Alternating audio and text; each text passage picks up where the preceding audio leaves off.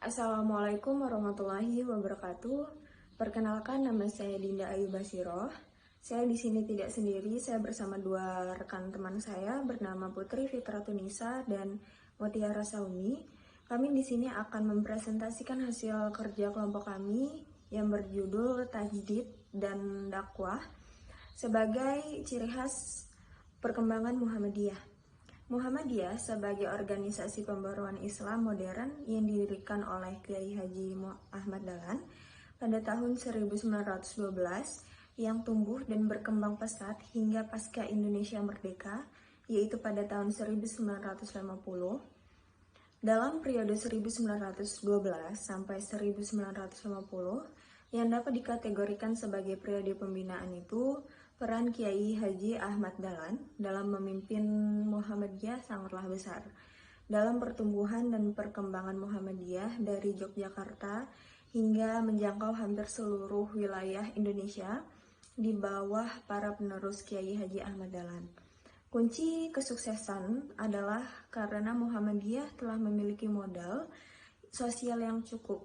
Modal itu berupa pembentukan dan pertumbuhan melalui kelompok-kelompok pengajian yang kemudian terjadi peluburan menjadi cabang dan ranting Muhammadiyah.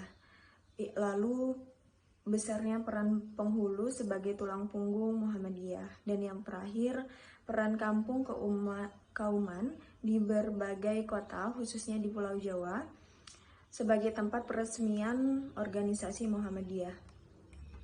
Lalu ada perjuangan dakwah Ahmad Dahlan. Pendirian Muhammadiyah dilandasi oleh motivasi teologis bahwa manusia itu akan mampu mencapai derajat keimanannya dan ketakwaan yang sempurna apabila mereka memiliki kedalaman ilmu pengetahuan. Kiai Haji Ahmad Dahlan menyelenggarakan pendidikan di emperan rumahnya dan memberikan pelajaran agama ekstrakurikuler di Osvia dan Quick School. Pendidikan Muhammadiyah merupakan gabungan antara sistem sekolah model Belanda dan pesantren.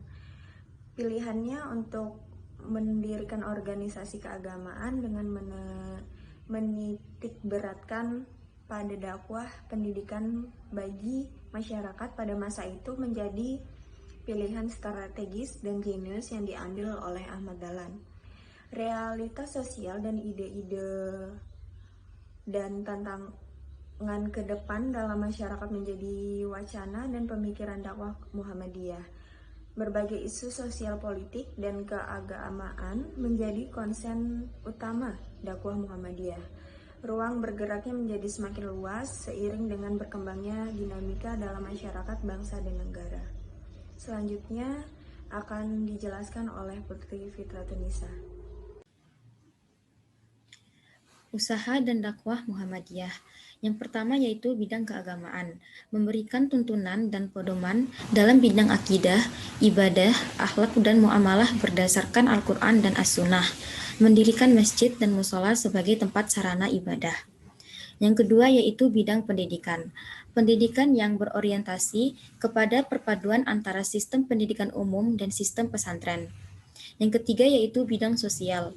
Kegiatan dalam bentuk amal usaha rumah sakit, rumah bersalin, poliklinik, balai pengobatan, apotik, dan panti asuhan anak yatim. Yang keempat yaitu bidang politik. Partisipasi politik Muhammadiyah dalam bentuk beramar ma'ruf nahi mungkar dan memberikan panduan etika, moral, dan akhlak karimah terhadap kebijakan-kebijakan pemerintah dan masyarakat. Tajdid dalam pergerakan Muhammadiyah. Masa-masa penjajahan dan kolonialisasi yang sangat lama menyebabkan masyarakat Indonesia pada saat itu mengalami keterbelakangan yang berakibat pada kebutuhan serta kemiskinan.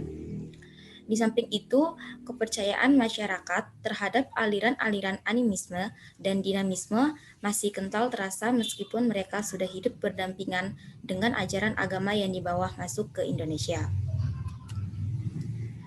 Berangkat dari kondisi tersebut, Kiai Haji Ahmad Dahlan lantas bertekad untuk membuat sebuah gerakan keagamaan dengan tujuan untuk memurnikan ajaran agama Islam yang bersumber pada Al-Quran serta mengikuti hadis dan sunnah Rasul.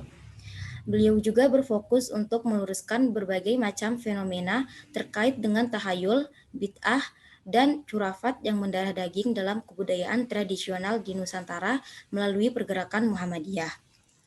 Hal ini lantas dimasukkan ke dalam salah satu ciri khas perjuangan Muhammadiyah dalam triloginya, yaitu sebagai gerakan Islam, dakwah, serta tajdid. Pemilihan tajdid sebagai salah satu identitas gerakan Muhammadiyah dirasa sangat tepat sesuai dengan konteksnya sebagai sebuah gerakan reformis dan modernisasi. Ya, jadi selanjutnya mengenai perkembangan Muhammadiyah. Pada tahun 1927, Muhammadiyah mendirikan cabang-cabang di luar Jawa seperti Bengkulu, Banjarmasin, dan Namuntai. Dan pada tahun 1929, pengaruhnya tersebar ke Makassar dan ke Aceh. Para mubali dikirim ke daerah-daerah tersebut dari Jawa atau dari Minangkabau untuk menyebarkan cita-cita Muhammadiyah.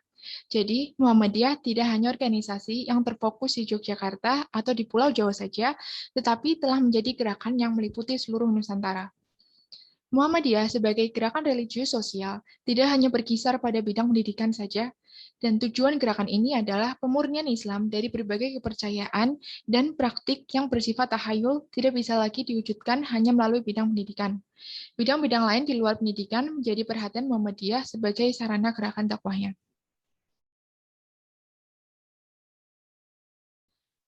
Dinamika perkembangan gerakan dakwah dan tajdid Muhammadiyah masa kini. Dinamika ini dapat dilihat dari 3 aspek yang terdiri dari kiprah tajdid, agenda tajdid, dan tajdid kelembagaan.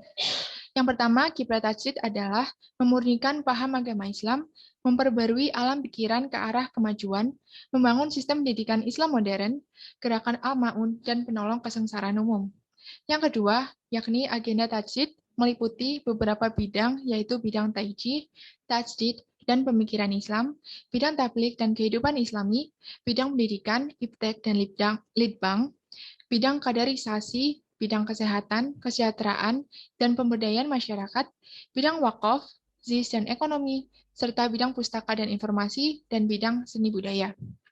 Yang ketiga, yakni tajdid kelembagaan, adalah peneguhan ideologi tajdid, yakni pengajian Ramadan, milad, syawalan, seminar, turba, tajdid sosial kemasyarakatan, pemberdayaan masyarakat atau pendampingan petani dan nelayan, bantuan bencana sosial, dan partisipasi politik kondisi amal usaha.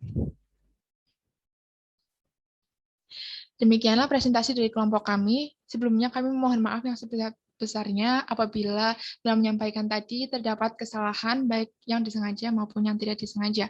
Atas perhatian teman-teman kami ucapkan terima kasih. Wassalamualaikum warahmatullahi wabarakatuh.